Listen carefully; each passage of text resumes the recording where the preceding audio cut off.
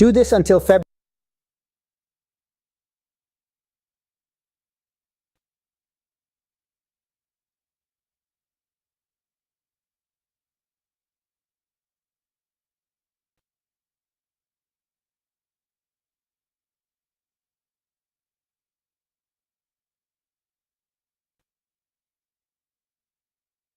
Is to separate those that are pertinent.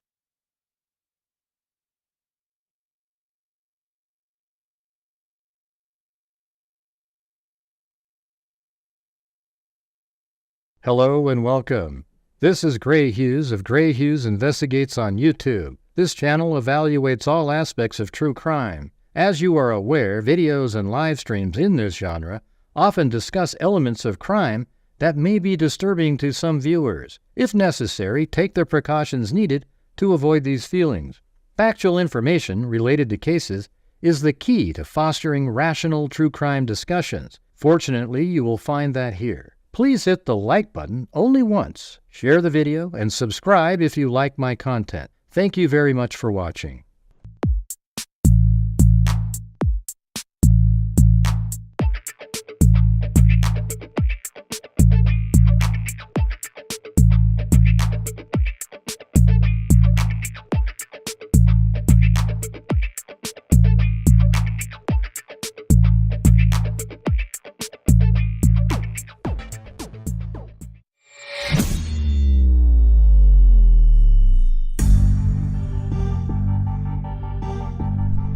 All right.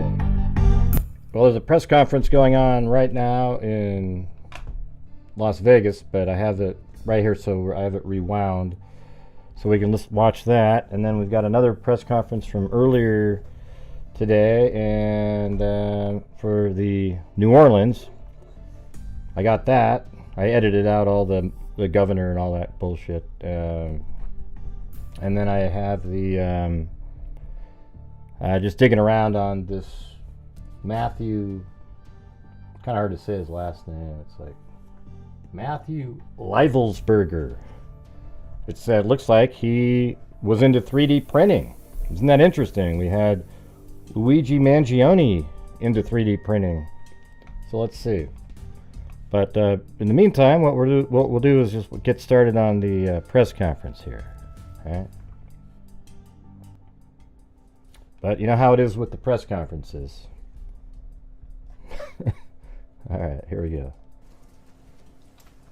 All right, good afternoon, everybody. My name is Kevin McMahill. Pretty I'm the loud, Sheriff of quiet. Las Vegas Metropolitan Police Department, and we are collectively here this morning. I'll boost it to up. give you an update on the Cybertruck explosion at the Trump Hotel on Las Vegas Boulevard yesterday. Our work never stopped. As many of you went to sleep last night, and I just want to give you an update on a lot of what it is that we found through the processing of the Cybertruck. This is a joint investigation involving the FBI, the ATF, the Las Vegas Metropolitan Police Department, and these folks worked through the night and found a lot of stuff that is very useful for this investigation. As you look at this Cybertruck here, we had to transport this down to our fleet services so that we could really get through this thing. And I remind you that the subject inside wasn't able to be removed for a very long period of time because he was burnt beyond recognition. And so as we continue to move through this, I'm going to talk a little bit about his identity and what we believe, but I would like to highlight a couple of things that the teams found inside of the Cybertruck that are useful to the investigation. And that first and foremost is a military identification. We also found a passport. We found a Desert Eagle 50 caliber semi-automatic pistol. And if you'll notice on a lot of these guns that we're going to talk about here, they're almost just burnt beyond recognition as well. There's a SLR model B30 semi-automatic firearm. Number of fireworks that were still in the vehicle that had to be removed. Notably, we found an iPhone and a smartwatch, and then several credit cards were also in the name of our subject. Our subject is 37-year-old Matthew Leivelsberger.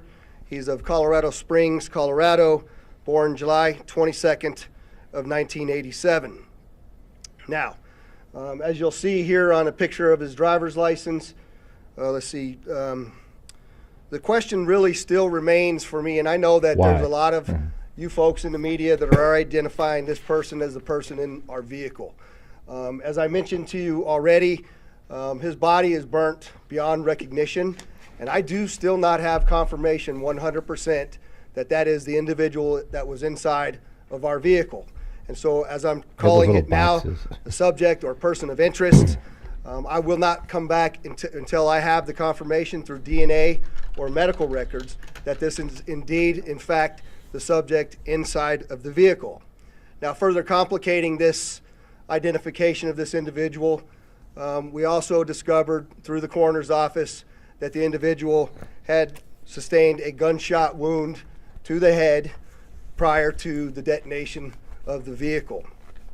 One of the handguns was found at his feet inside of the vehicle. Obviously, in how we're trying to identify him, and I'm feeling comfortable to give you this information, is a tremendous amount of substantial evidence to include he rented the Turo vehicle. There are 2 tattoos, one of which was on the stomach and one of which is on the arm, that we can see bits and pieces of it as in comparison to what it is that we now know he had on his body. That has given us a lot of confidence that this is, in fact, the same person, as well as which the clearly obvious, which is the credit cards, the military identification, the passport. And then furthermore, as you'll see here in just a very short period of time, we tracked his movements from Colorado to Las Vegas, and in a number of the photographs that we were able to determine, he was the individual that was driving the vehicle. And also, I'd like to iterate this point to you. We still have only ever seen him in this vehicle, and we're not aware of any other subjects involved in this particular case. That won't stop the conspiracy theorists. I can Now, tell you that. I would like to acknowledge a not couple really of him. things because I know what's going it's on another body. in the They- social media world, and there are a number of things in this case that are similar to the attack in New Orleans. We do know that our subject here served in the military. In fact, he is a current member of the military. Both of the subjects served at Fort Bragg, North Carolina. What we do know about that is it's a very large military base, and we have no record that they served in the same unit or even at the same years at Fort Bragg, something that continues to remain under investigation. I also know that they both served in Afghanistan in 2009. We don't have any evidence that they were in the same province in Afghanistan, the same location, or the same unit. Again, something else that remains under investigation. Yeah, we know that. We went over that yesterday, Don. And we also know, of course, that they both used the rental company Turo to rent their vehicles. As far as his military background, it's been confirmed by DOD that he was indeed in the United States Army. He was also a Green Beret operations sergeant who spent most of his time at Fort Carson, Colorado, and in Germany. He was on approved leave from Germany, where he was serving with the 10th Special Forces Group. He was also previously in the National Guard and the Army Reserve. I'd like to point out to you that through exceptional joint investigative effort, we've gotten to a place where we believe we can show you his route to Las Vegas from Colorado, and Carlos will put up the map there for you. And we know that he rented the Cybertruck in Denver on December 28th. We tracked his movements through the Tesla charging stations to Monument, Colorado on December 30th. On the 31st of December, the truck was charged in Trinidad, Colorado, Las Vegas, New Mexico, and Albuquerque and Gallup, New Mexico. On January 1st, the truck was charged in Holbrook, Flagstaff, and Kingman, Arizona. We last tracked the truck in Kingman at 05:33 yesterday morning. The truck was first spotted in Las Vegas at 7:29 a.m. yesterday. And Carlos will pull up a picture of the truck pulling onto Fashion Show Drive here. And that picture was observed at about 7:34 a.m. We know that he pulled into the Trump Valet, and I believe we have a video of that. You can see the Cybertruck highlighted there.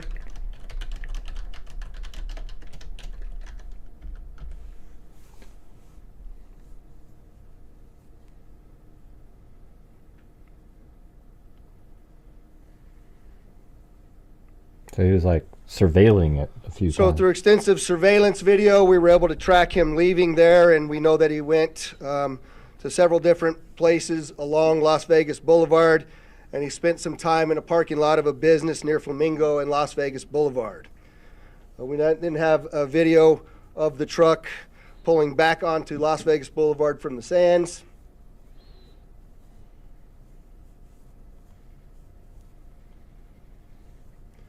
See that there?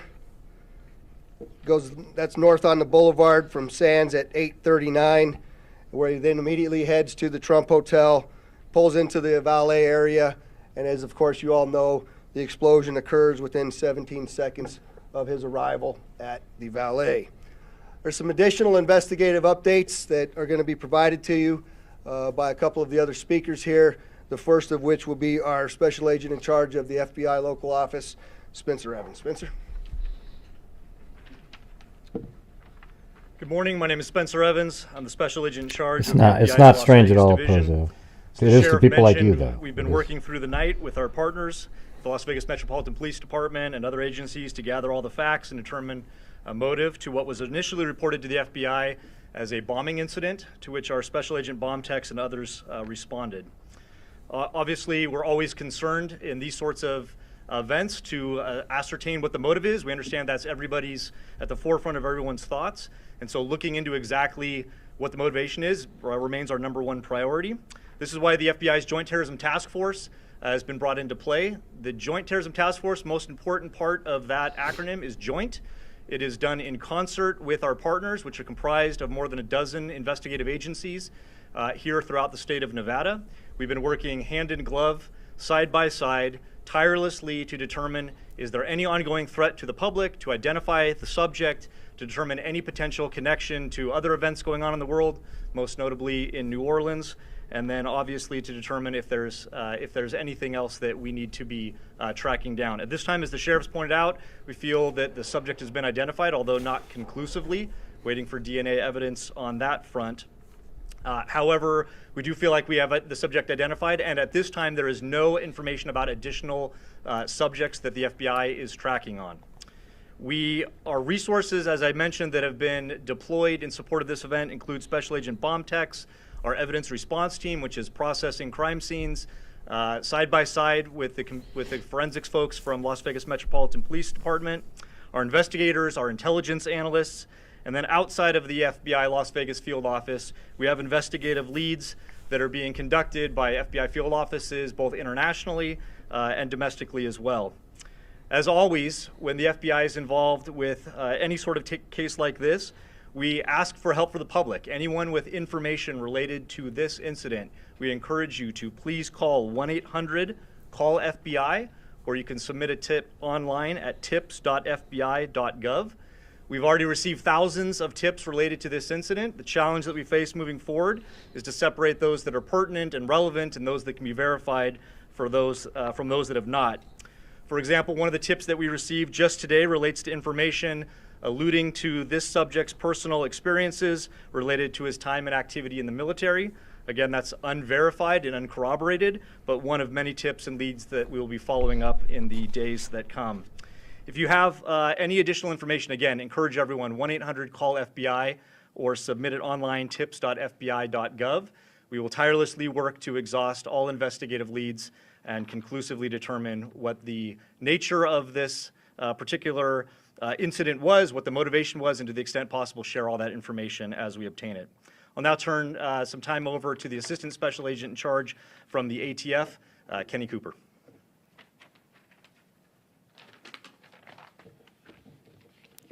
Good morning, everybody. My name is Kenny Cooper. I'm the Assistant Special Agent in charge of ATF San Francisco Field Division. ATF is bringing our expertise in post-blast investigations and our crime gun intelligence to specifically assist in this investigation. I will tell you that our Special Agent Bomb Techs are working with FBI and with Las Vegas Metro and sifting through that post-blast debris to find components and investigative leads that will derive from that evidence process. We're too early into that investigation process to give any determination as far as how this device was initiated. I will say that we do know that the components primarily consist of fireworks, mortars, aerial shells, and Sort of look like an are all AR-15. consumer fireworks. Nothing commercial grade has been discovered at this point, and we've identified some fuel enhancers like the Coleman fuel and VP Racing fuel, and some explosive targets that can be purchased at any sporting goods store. We've also, as the sheriff mentioned, we've identified 2 semi-automatic handguns recovered from the Tesla. We have successfully traced those firearms, and I can tell you that Matthew Livesberg lawfully purchased both of these firearms on December 30th, 2024. We have agents following up those investigative leads. We know exactly where those firearms were purchased, and we will share any developments from those leads as they come in. Thank you.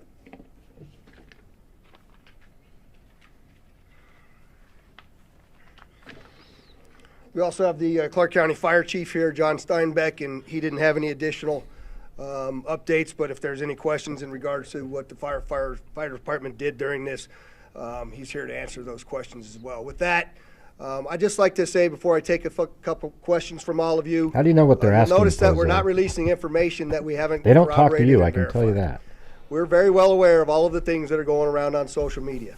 All right, Pozo is one of those types. But that's just the way we're going to conduct this Right. investigation. We're not Exactly. putting it out until we can tell you for a fact Mm-hmm.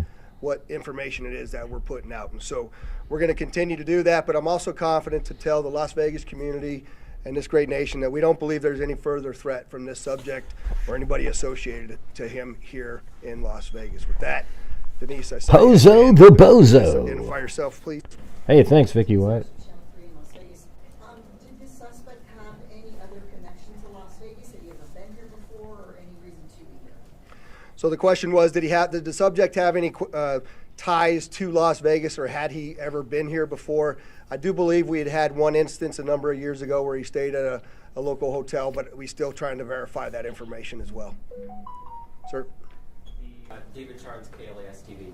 There was, you have a gentleman in a Cybertruck Trump hotel. There's information that the FBI Gentleman. was in Colorado Springs last night, possibly at this gentleman's home. Any information about why? I think I'll let Spencer answer that question. God, what an oxymoron. Huh? Yeah, so as I mentioned, the motivation at this point is unknown. We are, as I mentioned earlier, following investigative leads both domestically Vicky. and internationally as well. And so that includes search warrants and witness interviews, collecting forensic information, and basically trying to compile the facts. And so there's investigative activity taking place literally around the globe. I do trying hate to, conspiracy determine, theories. I don't what do the 'em. potential nexus is. But at this time, at this particular moment in time, as the sheriff aptly said, Conspiracy we have to focus theories on what we are know and what we don't. almost know. We know we have never bombing, accurate. absolutely. Ever. It's a bombing that certainly has factors that raise concern. It's not lost on us that it's in front of, of the Trump building, that it's a Tesla vehicle, but we don't have information at this point that definitively tells us or suggests it was because of this particular ideology or any of the reasoning behind it. That's the purpose of the investigation that we're conducting, is to get to the bottom of exactly what happened, why and how. Sir? Tim Caputo with KBC in Los Angeles. You mentioned a number of similarities between this case and the one in New Orleans. How far in the investigation process do you guys go to try to rule out that they are connected, knowing that you already have a couple things that seem to You have connect three them things. together? So the question is how are we working to rule in or rule out any connections to the New Orleans event? And the answer to that is every tip and lead that comes in, every piece of evidence that comes in, we don't discount it. We work it through it. Maybe he's more of a Mangione interesting type. thing during these kinds of investigations that if these turn out to be simply similarities, very strange similarities to have. And so we're not prepared to rule in or rule out anything at this point. There's lots more for us to do in this investigation. We haven't even gotten into the phones or the computers, which are usually very, very instructive and informative to us as we investigate. And we've got a lot more work to do to trace him, to see the stores that he went to rule out anybody else. Lots of investigative work to do, and we're just trying to give you an update on what we know now that is factual. Rio Yamat, AP. Was the gunshot wound to his head self-inflicted?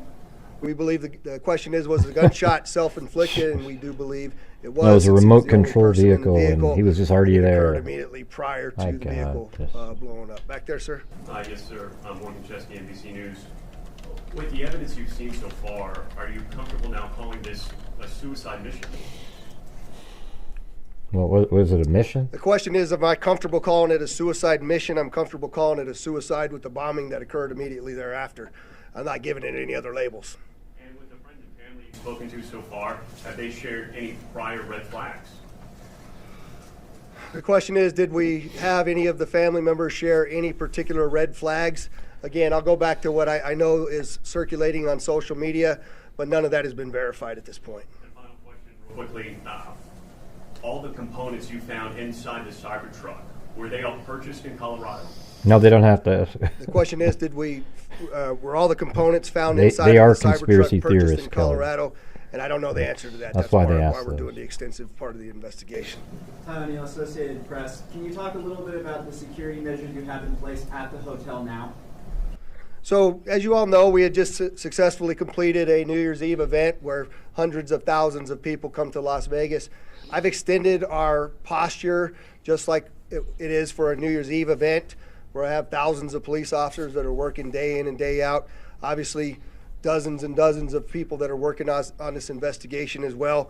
We'll continue to look at what that security posture looks like, but I'm confident in the safety of our community as we move forward. Go ahead in the middle there. Joe Mueller, Channel 13 here in Las Vegas, ABC. Did Ruggensberger have any sort of criminal record at all? And also, do you know when that Turo vehicle was rented? The question was, is there any criminal record? None that I'm aware of. That has not been brought to my attention that he had a criminal record. And I said that the Cybertruck was rented on December 28th in Denver, Colorado. Right here. Stephanie Price, Fox News. Hi. Have you guys been able to verify that he checked into the Resort World Hotel the day before this? The question is, do we know if he checked into the Resorts World the day before this? I'm not aware of that information. Sir? Mike Allen, Fox 5 Vegas. You mentioned increased security presence at the Trump International. Is that going to extend further along the Strip, or is it just there? And how long do you anticipate that lasting? The question is generally about the security posture, and that's entirely our entire community, not only Fremont Street and the Strip, but surrounding neighborhoods as well, just to make sure that we have the community feeling that level of safety that they need to feel after an event. He has one thing that says what it was. They didn't say, but it took place in Ohio in 2011. And there was the court fines were $9,100. So whatever the hell it was, I don't know. Doesn't say. Such as this, right next to you there. Katie from the Las Vegas Review-Journal. How exactly were you guys able to use the charging stations to track the car's route? The question is, how were we able to use the tracking or the charging stations to track the vehicle all the way through?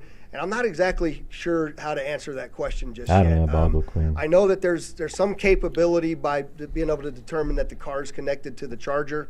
One of the things that we're looking for is anybody that may have been at the charging location at the same time.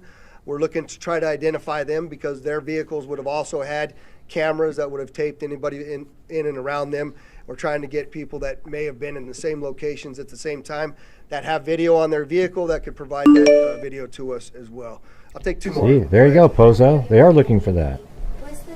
Can you talk about the damage being contained by the Cybertruck itself, and do you think that plays into whether he was aiming to hurt others or was it a public suicide? Yeah, the question is about the Cybertruck and the lack of damage to the Cybertruck and containing the explosion. Carlos, if you could put that truck back up there, it might be helpful. But Why do you go other places, Cat X7? you know, you'll see if you You look guys on the are crazy outside of that people. vehicle, it's You're hard like to tell gluttons from for that photograph, punishment but out there. other than listening the to windows being absolute gone, nonsense. that's a bit more disassembled than it was at the scene, and the back area being blown off. There's no evidence of physical damage to the sides of that vehicle, and so the explosion that was in that vehicle sort of vented out and up, but it didn't even damage the glass doors at the Trump. So I'm not sure what that means. I also know that there's a number of unexploded pieces of the things that he had inside of that vehicle, and so I just don't think Well, that it was that's done ludicrous, as well Kelly as J, because he there isn't was other expecting it sides to- off to be like done. 99% of the Sofia time. Rodriguez with Univision It's just you wanting Vegas. to believe in I some was wondering, conspiracy were nutter. you able to recover the video from the Cybertruck, or was that destructed? So the question is, are we able to recover the video from the Cybertruck? And many of you may know that those Cybertrucks contain a tremendous number of cameras. Mr. Musk has sent out a number of his folks that will be arriving here this afternoon with the intent to try to capture the part Oh of God, how that crazy would that be? captured all of the video from inside I don't of the care. Well, then why watch it, Kelly? Just It's quickly, you had stupid. mentioned a number of the components in the back of the truck that did not go off. Ridiculous. Maybe this is a better suited question for ATF, but when it comes to the rudimentary nature of the bomb, I think we mostly think of a bomb that is connected. This seems like individual kind of incendiary and combustible components put together. Can you speak to how you think this is a bomb, or was it just several pieces of things that might blow up and might explode that were just lit and gone off at the same time? Well, he must have known it was going to blow up. I'll tell you, it does appear that it was. I just want to be careful with my language here, but the level of sophistication is not what we would expect from an individual with this type of military experience. That most of that the materials inside that Tesla were fuel to help fuel a greater explosion. But it's too early to answer any question is if there was sophisticated connectivity to those components to make it ignite in the way that it did. All right, there was one last hand over here. I'll take your last question. Or maybe this is for Special Agent Evans, Mike Carter, Newsmax. Any idea if the suspect has been in touch with any outside terrorist groups? Has this investigation extended globally? The question is, do we know whether the subject's been in touch with any outside terrorist groups, or if it's They didn't give us the investigated timeline, globally? Volleyball It's Queen. They been just gave us the map that he was on. Okay. So the question about whether it's being investigated globally, absolutely. Like I said, we're running down investigative leads around the world.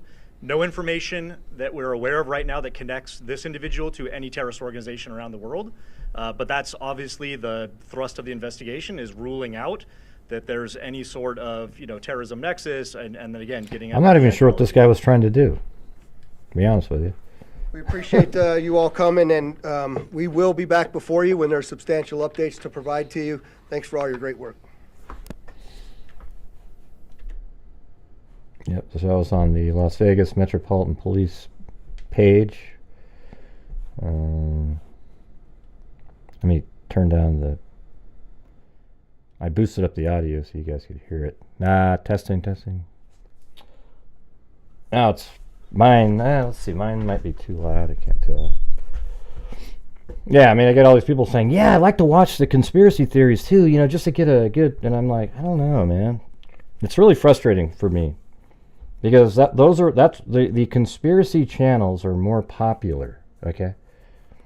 And you guys help make them more popular, and thus channels like mine, who try to go through the information factually, get left in the dust, and it sucks. And it's people like you guys who watch them and hit the like button and ooh yay and give their algorithm hits. That's where I have a problem with you guys. Okay, it sucks. I mean, it really does. And I actually have these conversations with other, very few true crime YouTubers that are similar to me. And it's not cool. It's not fun. It's just a shitty situation.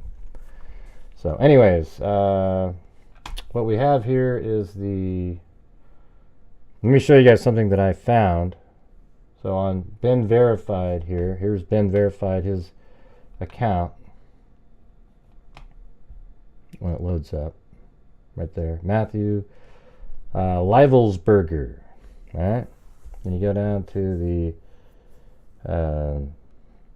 but see, the thing is every one of those channels out there, they peddle in the conspiracy theory stuff, even if they pretend that they're not. They always go the direction of looking at that. All right, so you can pretend that they're not conspiracy channels, but that's what they are. The ones that think that Richard Allen was guilty or not guilty, the ones that think that Kohberger is not the killer, etc., etc., etc. They just go on and on and on, and it's always wrong. But if you guys like to be part of wrongness, then you go right ahead. I don't give a shit.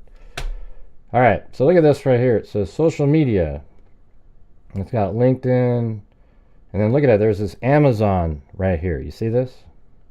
You click on that, and then look what happens. It goes right to this thing. I didn't know what the hell this was right here, right? And look at right up here. It says Matt Livelsberger. This is a wish list that he had, right? Then you click on that, and look what it says. It's a upgrade filament, strong and durable 3D printer filament. I mean, that's pretty interesting, right? I mean, given what we know, like Luigi Mangione used 3D printer to build something. Was this guy thinking of doing something like that at one point? Did he use that to maybe build something that was in the vehicle that perhaps melted? Hey, welcome, Pozo. You're not a bozo. What the hell's that picture? God, it looks just like my younger brother. That's wild. Kelly Snyder, thank you. And Georgina Stoliker gifted a membership to Angel Mama. So what do you guys think of that? Isn't that pretty crazy right there? That this guy is dealing with 3D printers, all right? It's pretty wild. What do you guys make of that? I don't know what it means. I don't know what, obviously that means he's got a printer or access to a printer. I mean, nobody goes, hey, you know what I want is a spool of 3D printer filament just to look at. You know, you're buying it to make something. And a lot of people have those, but given what he's done, now you think, maybe it's something else. Hey, look at that. Sword Destin just gifted. Maybe this account will get one. Let's see. We got Hoosier Vintage, Christy Girl, Mama 457 Rose, Yorkshire Tea, and Sandy. Yeah, I don't know what this guy is. He could be one of those types. It's weird how many of these there are, though. You know, you got the Trump assassination guy, the both of them nut jobs. Then you got this guy in Las Vegas. But doesn't it weird the whole thing that he did, though? Like, it doesn't even seem like he tried to take out other people, or maybe he thought the bomb would be bigger and it'd blow up the lobby or something. But he didn't even wait for there to be a lot of people around or whatever. So he ignites whatever he ignites, shoots himself, and then it blows up and it doesn't do anything to anybody. Kind of weird, isn't it? I mean, that part of it. Sword Destin. Thank you. I mean, maybe it's just like he wanted to take his life and send a message. You know, he didn't really want to take other people with him. You know. Yeah, like Susie Clue said, a statement.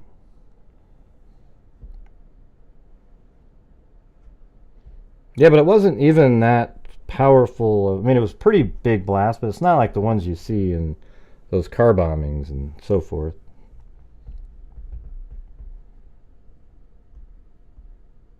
Yeah, we know, Pozo. We went over that whole thing yesterday. I said that this is not an accidental explosion.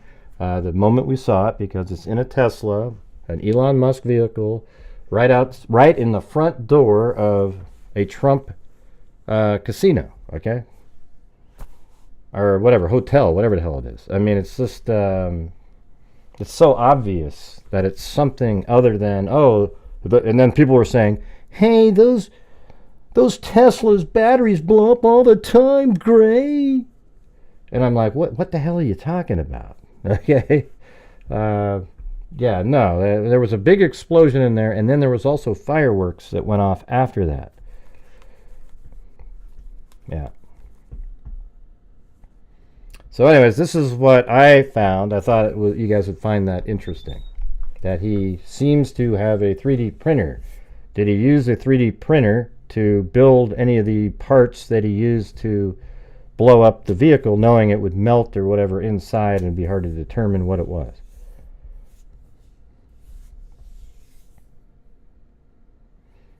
Yeah, I mean, I've never even heard of a Tesla motor blowing up. I think the stock price would plummet if that was something that was happening. All right, so there you go. All right, now we also have the, this is the press conference. I removed most of it, so this is only about, I don't know, like 22 minutes long. It was 45, but I got rid of the glad handing, and I got the FBI person on, and then the question and answer. And by the way, if you're out there and you can help support the channel, you guys are how this channel keeps on going. So if you have the ability to, you know, maybe put a message in a super chat or do the buy me a coffee, that would be awesome. All right. If you guys want to watch this one, did you guys see it? I haven't seen it yet. I just kind of got rid of, like, when this guy, I can't stand this governor here. I'm sorry for you guys if you live there. You guys ready? Yeah. Thank you, Governor Landry. It's just all Good morning. I am FBI. I mean, he says, we're going to have fun, okay? What the hell are you talking about, dude? Deputy Assistant Director Christopher Rea. I'm from our Counterterrorism Division at headquarters. I'm also joined by Assistant Special Agent in Charge Alethea Duncan from our New Orleans office, who you heard from yesterday. I'm here to discuss not only the latest investigative information we have here in New Orleans, but I'll also let you know about other investigative activities outside of the state. I first, and most importantly, want to send our deepest condolences to the victims of this horrific attack and their loved ones. 14 innocent victims were killed in this senseless attack, and at least 35 are injured. We cannot ease the grief people in this community and across the nation are feeling at this time, but rest assured, we stand with you and in support of you. All the resources, and I'm going to go into that a little bit later, all the resources of the FBI are being focused on tracking down every piece of evidence, every lead, every interview, every potential lead we've got. While I won't be able to answer all your questions today, my goal is to be as forthcoming as possible with you on what we've uncovered so far. First and foremost, let me be very clear about this point. This was an act of terrorism. It was premeditated and an evil act. This was obviously a critical incident, and with that, lots of information and tips come pouring in from law enforcement, first responders, and the public. We have been aggressively running down these tips and information. As you all know, that takes time, and we will continue to do so until every lead has been followed through on. This investigation is only a little more than 24 hours old. So I ask you to keep in mind that as I go through some of the specifics later. But at this point, currently, and this is another fact I want to be clear on, we do not assess at this point that anyone else involved in this attack except for Shamsud Din Jabbar, the subject you've already been briefed on. A little bit about what the FBI is doing. So we are surging people and assets to the area from across the region and across the nation. Special agents in multiple field offices across the country have been deployed and are assisting with potential aspects of this investigation and following up on every lead. Additional teams of special agents, professional staff, and victim specialists continue to arrive to provide more investigative. Man, you guys are still wondering about that, William? I just, it's hard for me to respond without being rude, but I've gone over that. Nobody's following anybody. It's a surveillance screen, and somebody's using their cell phone after the incident, and they're filming the screen, and they're following the truck around, okay? It's really simple, really obvious if you just look at it. But what people want to pretend is that, oh my God, the person in there knew already that they were, when they were filming the car, as if they were filming it live as it's moving around. There was surveillance footage on a camera, on a screen, that somebody used their cell phone to film and zoomed in, okay? It's one of the most obvious things I've ever seen, and yet it still continues around over and over and over. But hey, you guys, I need your guys' support on these live streams, okay? You guys are the sole source of income. As soon as it's over, there's no ad revenue whatsoever on these streams, okay? So for me to have it worth doing the shows, I need the support from the people watching. All right, so if you can do the buy me a coffee or super chat, something like that, I would appreciate it. Thank you. Most don't know there are tons of street camera. No, everybody knows. Everybody knows. It's obvious on the screen. You see the screen sitting there and the camera filming it, moving around outside of that. Everybody knows. People don't want to know. They watch a channel and they go, oh, ooh, look at that. How did that person know? And they make a big story out of it. I know exactly the types that do it. Investigative power and assistance to the victims and their families. We have also forward deployed a number of our critical incident response group assets, including members of our hostage rescue team, special agent bomb technicians, and crisis management coordinators. In addition, we have deployed more evidence response technicians to continue to process the various scenes that we have. So far, we have received just over 400 tips from the public, and that information is being followed up on both here in New What does that mean, working the corners again? I don't know what that means. Orleans and across the country. Some of the tips are here in New Orleans, and there are other tips in other states across the country that we are following up on.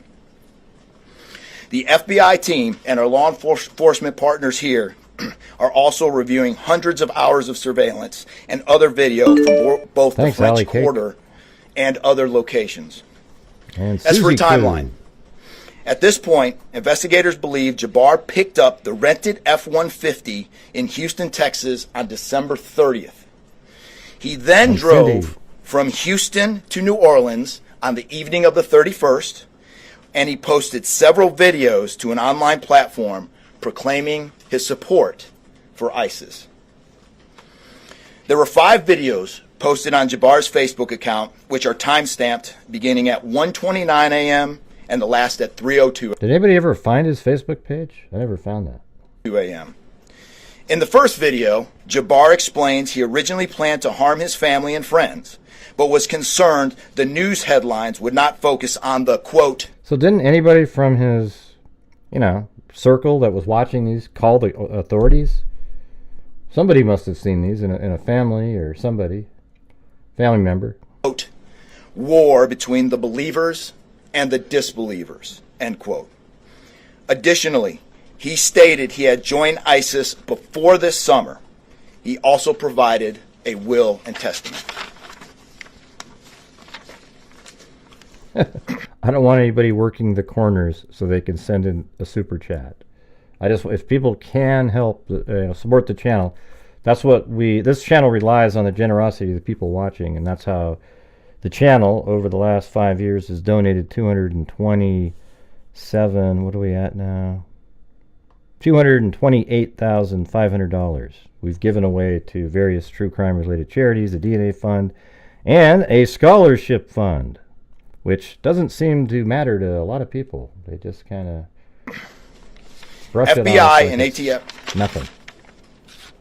FBI. We have a couple different scenes at the location. We have released the scene at Bourbon Street. That scene has been released. We also have a scene off of Mandeville address where we're currently searching that scene right now. FBI and ATF agents have secured that house, and that location is being searched for potential evidence. No one can afford On New Year's morning, Jabbar opened fire after ramming through a blocked-off area of Bourbon Street, used his truck as a weapon to run over the victims, teams of specially trained victim specialists, again, as I said, are on the ground here in New Orleans, assisting survivors of the attack and loved ones of the deceased. We do not believe the public is in any danger around any of these locations. 3 phones linked to Jabbar have been recovered, and digital media exploitation is a priority to see what is on the devices and determine if there are any other potential leads. Additionally, we have recovered 2 laptops and are currently reviewing them for any potential leads. Those laptops were recovered at the Mandeville address.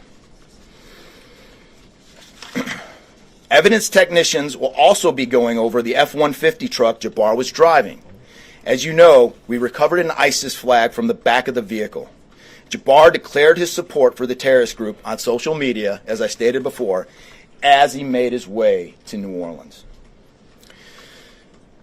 FBI bomb technicians also recovered 2 IEDs in coolers, one from the cross-section of Bourbon and Orleans Street, and the second at an intersection approximately 2 blocks away. There were multiple reports of other devices. Those reports turned out to be misinformation or not actual functioning devices. Those are the only 2 devices that we've been able to recover that were functional.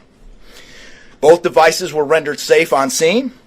We did obtain surveillance footage showing Jabbar placing the devices. So Jabbar placed those devices, not some other people out there. They seem so certain. Remember that there was these other people? Where they were found. 2 other, as I said before, 2 other items of interest were determined not to be IEDs. A little bit about Jabbar. Jabbar himself was born in the United States and is a U.S. military veteran. We are looking in everything in his life. While we have interviewed many people who know Jabbar, we still need to talk to others.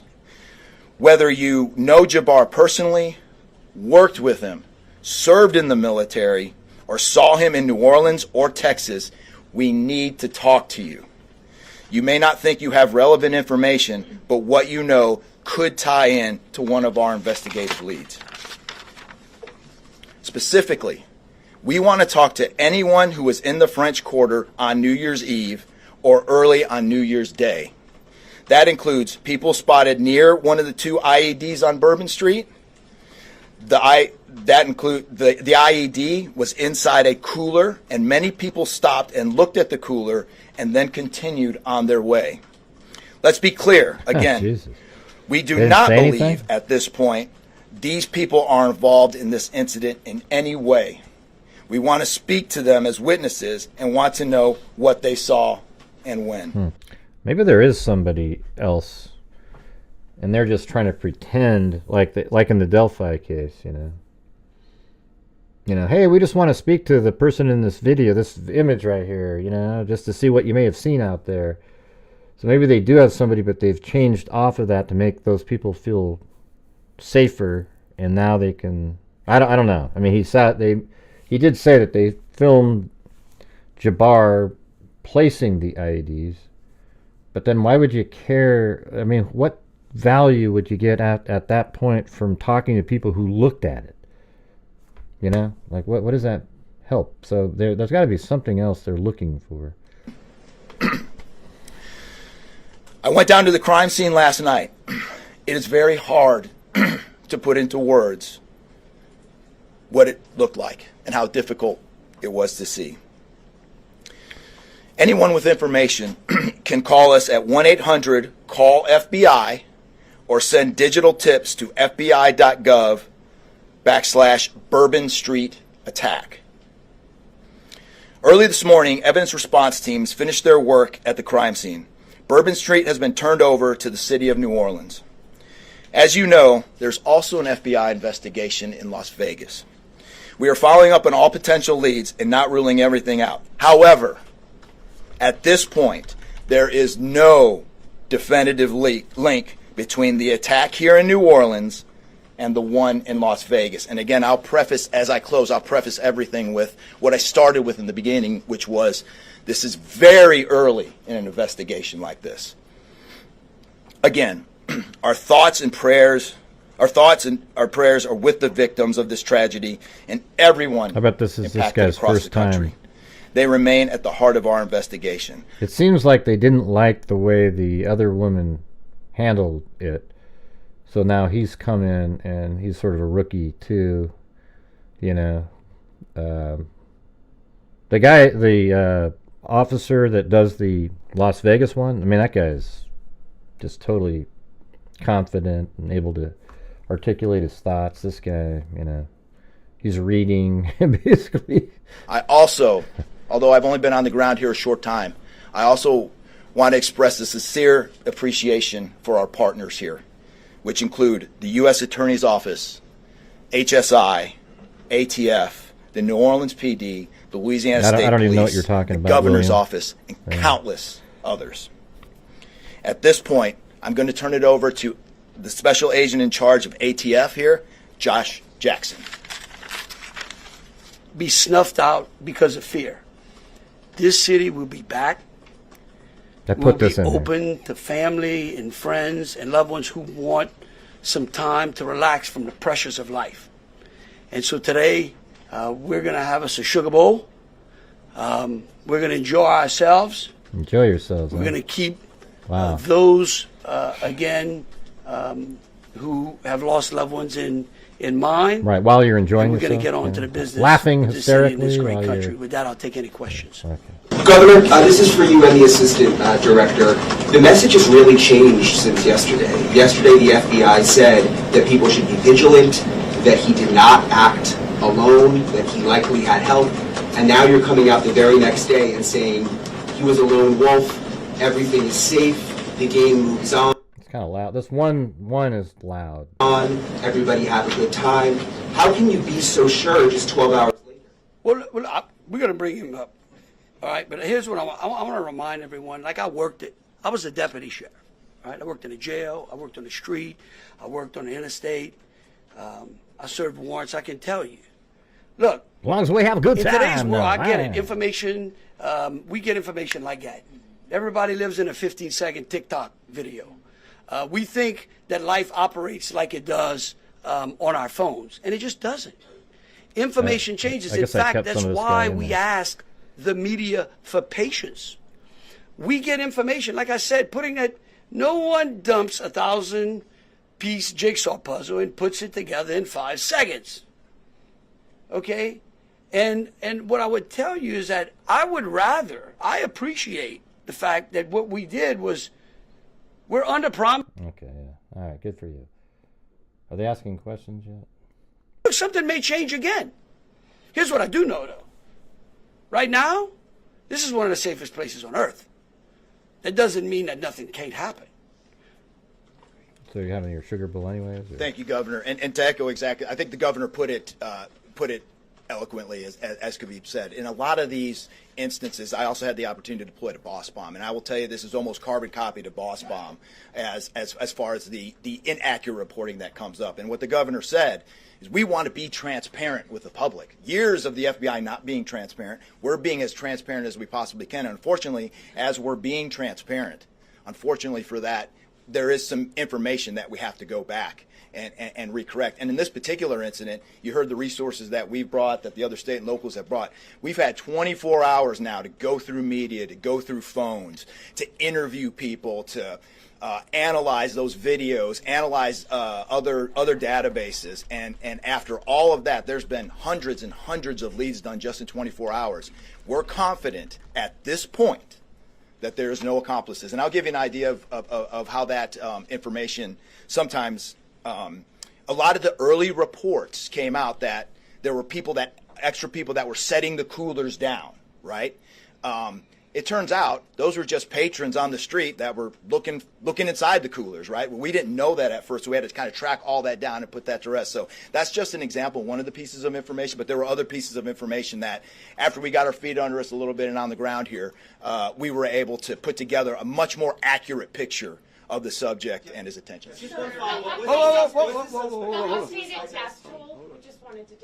Yes. 14, not 15. Yeah. 14, and then the shooter himself would be 15 total, to include the shooter. 15. Were the IEDs pipe bombs, and have you discovered? By the way, don't you think it's weird how often they have the totals wrong on how many people are killed? I mean, why don't you guys know, just like right away, how many people didn't make it? Okay, it seems like they're always adjusting and change. I mean, I know people pass away later, but even the numbers on the people at the scene who are not alive, they don't ever seem to have accurate numbers. It just seems so ludicrous to me. Isn't there somebody that's what they do? They go in there and they figure that kind of stuff out. Remote detonator anywhere. And when you said that you have surveillance footage of the suspect planting those IEDs, what time roughly were they planting? Yeah, those roughly a couple hours. I don't have the exact times in front of me. A couple hours prior to the attack, probably after midnight. I want to say 1 or 2 in the morning, but I can't. Correct. That's our assumption now. I mean, we still have a lot to work through. We're getting more surveillance video and everything else, but that's the assumption. What's the suicide sweeps being done on Bourbon Street? Would there have been canines out on New Year's Eve? Would there have been bomb sweeps done? Look, let me just say this, and either Joe or Rob will correct me. Look, a bomb dog doesn't operate like a drug dog, right? On Bourbon Street, there's a lot of senses, right? A lot of smells. This guy's run weird. A bomb man. dog down Bourbon Street with thousands of people there and be able to sniff out a bomb.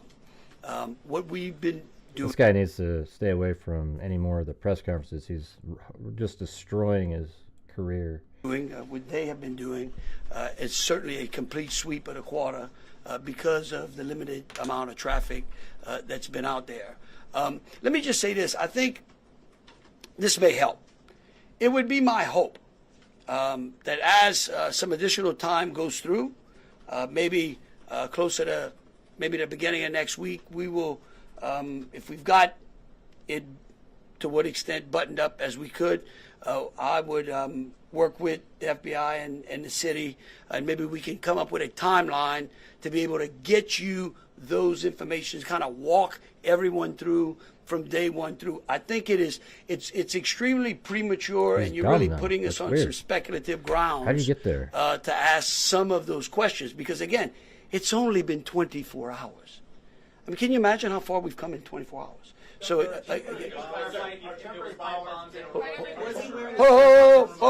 we'll go one at a time. Done to make Bourbon Street safer tonight than it was New Year's Eve. Are temporary bollards being brought in to block off the street, and why weren't those used on New Year's Eve? Well, look. Here's what I'm going to say. Every time some bad guy does something like this, there's what we call an after-action review. Because, again, nothing is 100%. We have reinforced the area. We have deployed some additional types of assets. I personally think it's up to the city or other. I don't like to give specifics because I don't like to tell the enemy what we got. But I can tell you we're in better shape than we were before. We have time for 2 more questions. Can you speak to the Mandeville scene? And then we'll go to you. Some neighbors at that site told us they smelled smoke early in the morning. Was there a fire there? Any kind of burning happening?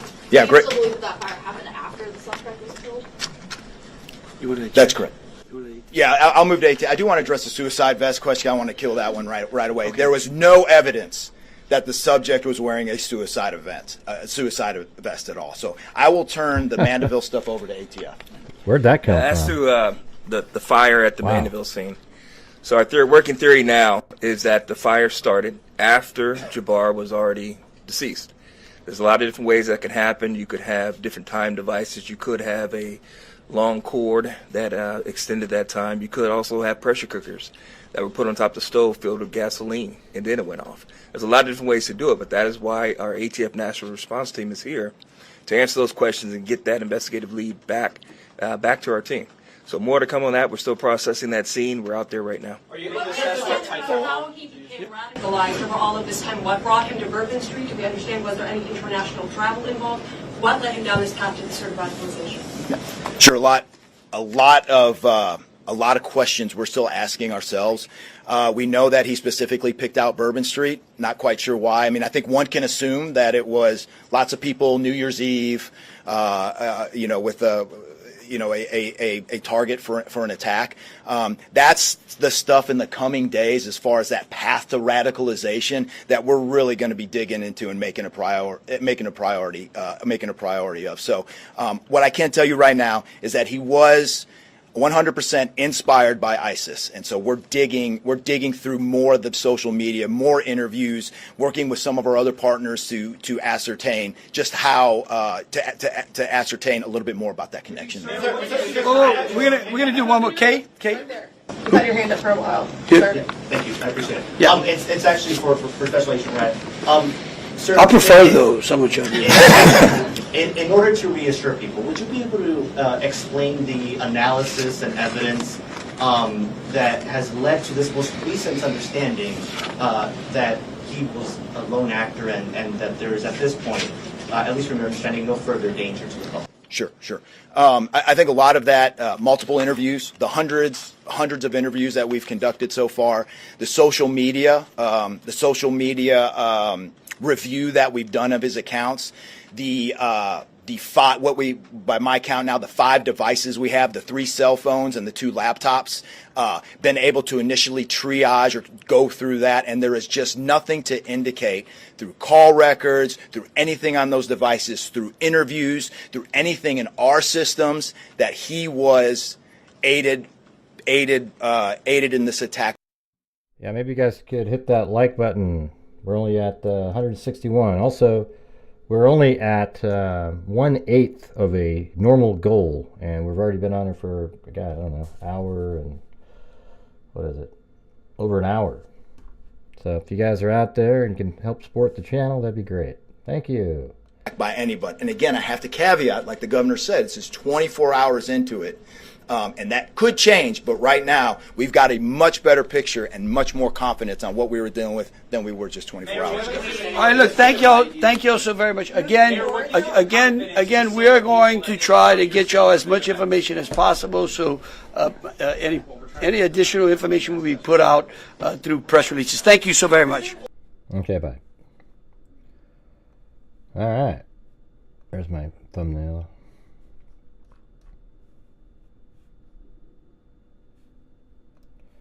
All right, let's see.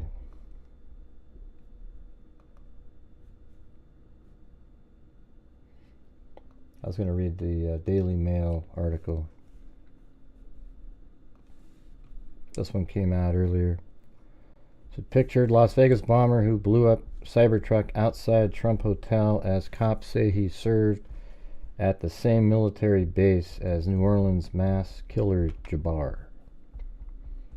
Yeah, so anyway, so far you have them, they both use the app Turo, they both served at the same military base, apparently they were deployed at the same time in 2009. Yeah, I mean, that's all pretty interesting stuff, you gotta admit. The bomber who blew up Tesla Cybertruck outside the Trump International Hotel in Las Vegas has been identified as Army service member Matthew Livelsberger. Livelsberger, 37, was identified by law enforcement sources as the bomber in the Wednesday attack that left 7 wounded. He served over 19 years in the Army, 18 of which were spent with the Special Forces, according to his LinkedIn profile.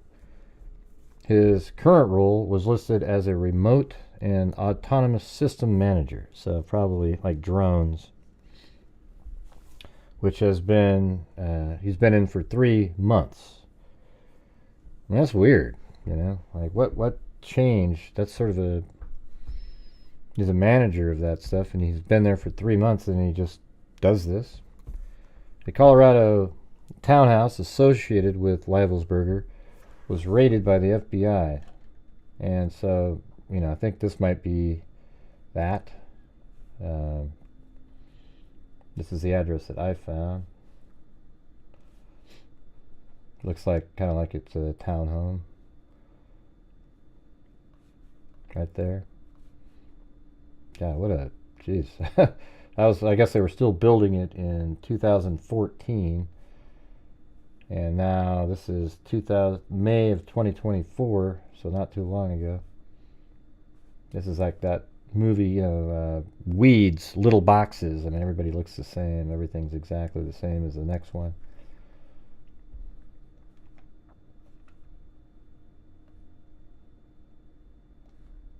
Yeah, so can't really see anything in there.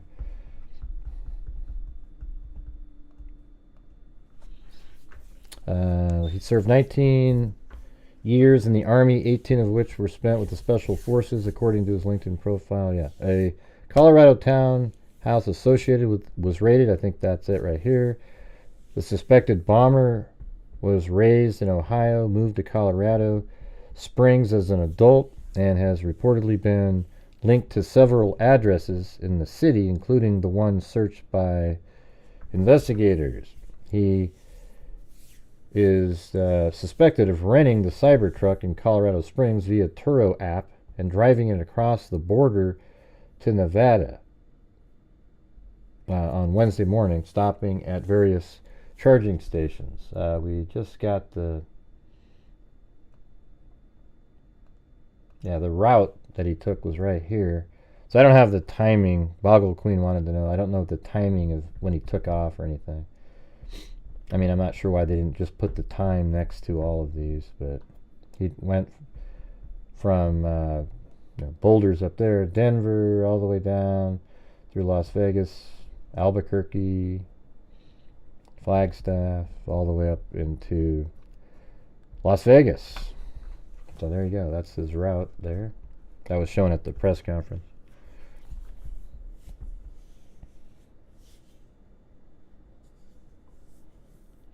Yeah, I don't know, Fort Bragg's pretty big, but the whole Turo app thing, somebody tried to make it seem like, oh yeah, that's a really, people use that app. Oh, really? I've never even, who has even heard of that in here? It's not a big, well-known app, okay, I can tell you that. So that's interesting that they both utilize Turo to use a vehicle that wasn't theirs to commit what they were doing. I think that's interesting, And the fact that they both were in Afghanistan, I think it was, in 2009 or wherever they were, can't remember exactly.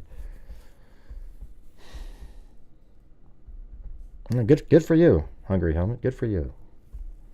The suspected bomber was raised in we always got somebody that claims that when they come in.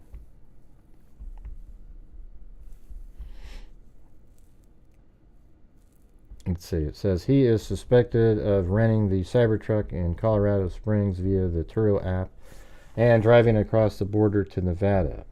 Law enforcement sources revealed that Livelsberger, who died Wednesday in the explosion outside the hotel, had previously served at the same military base as New Orleans terrorist Shamsud Din Jabbar, 42. Police have not confirmed that the pair were known to each other. I mean, wouldn't it be weird if they were all connected? I got to tell you some stuff that was weird was I actually saw that this guy was in, he had on a map where it shows you locations. He's been in Hawaii, he's been in Ohio, Germany, all over the place.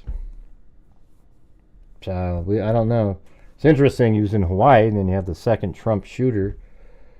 He was in Hawaii. Germany is where they just had the other another vehicle, terror event where they try to run over people or they kill people. It's not popular. Yeah. If it was popular, everybody would have heard about it. Let's see. Where did he get the money for all his travel? I don't know.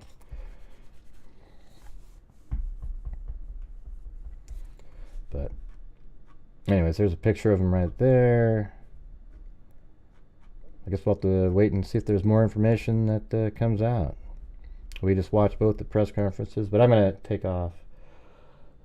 All right, so thank you to Susie Clue, CR, Allie Cake, Sybil Bergeron, Vicky White, let's see, and Katie, somebody named like G. Gunnett Palmer, Katie Lucas, 21 months, Georgina Stoliker gifted a membership, Pozo became a member, Kelly Snyder, then Sword Destin, Kubi, and Allie Cake. Absolutely, you know, not the greatest day on here. I gotta go start working on something else. And he made over 6 figures. Nah, he wasn't. His real estate business failed. He wasn't doing well. So, anyways, thanks everybody. We'll see you guys later. And as I always say, until next time, be safe out there. Yeah, I've been doing this true crime thing for quite a while now. And during this whole time, I have not seen one person that is a crime dissector, plug rejector. I'm a certified human lie detector. Gonna get ya. Oh, I do want to say thanks to, let's see, it was Alex, Cindy J, and Susie Clue bought me coffees. All right, thank you. On a stretcher, if you try and play me like an old projector, crime sector is my nectar. Professor Greg is gonna give another lecture. Crime collector, freak connector, and I'm always gonna be a pup protector. Fool deflector, interceptor, and I'm meaner than a spectre with a vector on his pector. With all respect, y'all, just remember I've a temple fucking check-ya. I have no agenda, I'm no pretender, and I'll serve it to you straight without the blender. And in the end, I'm gonna send ya on a mission to reveal the true offender. Yeah, so I'll just get right back to work.